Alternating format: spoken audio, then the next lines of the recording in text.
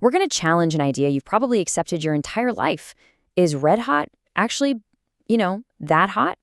I mean, think about it. It's everywhere, right? The little red symbol means hot, and the blue one means cold. You see it on your shower, on thermostats, everywhere. It's a universal code we all just know. But what if I told you that when it comes to how the universe actually works, that color code is completely backward? And this is where things get really fun. On one hand, you have our everyday human experience. Red is hot, blue is cold. Simple. But on the other hand, you have the fundamental laws of physics, and they tell a totally different story. In the grand cosmic scheme of things, blue is the absolute hottest, and red, well, red is basically the coolest you can be while still being hot. So how in the world does that work? Well, the key is to stop thinking about the colored plastic on your faucet and start thinking about things that get so incredibly hot they actually glow. Because once an object starts giving off its own light, it's not following our rules anymore. It's following the universe's color code. This all comes down to a really cool scientific idea called color temperature. And it's actually pretty simple. As you heat something up, it starts radiating energy. The hotter it gets, the more energy it blasts out, and that energy has a color. The color of that glow is literally a direct measurement of how hot it is. So let's imagine we're climbing a temperature ladder here. On the very first rung, when something gets just hot enough for us to see it glow, it appears red. Now, if you keep adding heat, it doesn't just get more red, it actually starts adding in other colors. Orange, yellow, green, blue, until they all mix together and look white. And if you crank the heat to absolutely insane levels, the light becomes intensely blue. Okay, so how hot do we need to be to even get on this ladder?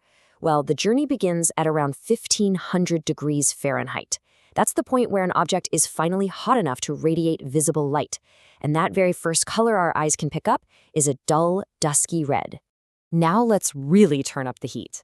At around 6000 degrees, our object is glowing so fiercely that it's blasting out energy across the entire visible spectrum. It's giving off all the colors of the rainbow at once. And what happens when you mix all the colors of light together? You get a brilliant, blinding white. That's what it means to be white hot. But we can go even hotter. At just mind-blowing temperatures of 20,000 degrees or more, we are talking about the kind of heat you find in the most massive stars in the universe. The energy output is so extreme that it's dominated by high-energy blue light. This is blue hot. And this perfectly captures the big takeaway here. A red-hot object, which, don't get me wrong, is definitely hot enough to ruin your day, is scientifically the coolest possible temperature for something that's visibly glowing. It's just the first step on the ladder. You've probably seen this yourself. Turn on an electric stove coil. At first, you can feel the heat coming off it, right? That's invisible infrared radiation. But it can't see a glow yet. You have to get it even hotter before it finally musters up enough energy to emit that faint red light. That coil is showing you the very first rung of the color temperature ladder.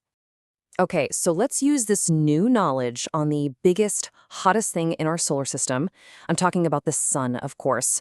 We're always told it's yellow, but based on what we just learned, what color should it really be? You got it. The surface of the sun is burning at roughly 6,000 degrees.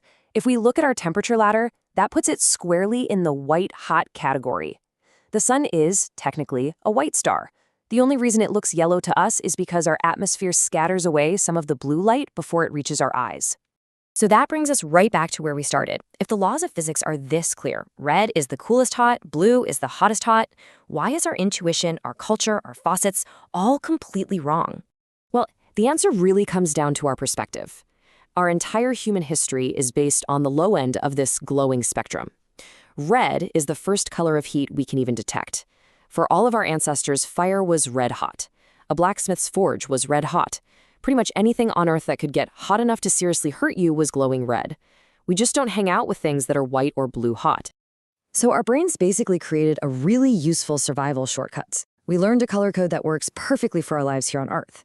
But it only really covers the very first, coolest section of the universe's true temperature scale.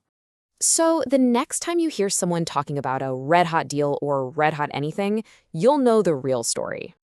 You can just remember that, yeah, red-hot is a good start, but white-hot is way hotter. And blue-hot? That is the undisputed champion of the cosmos. You've officially unlocked the universe's true color code.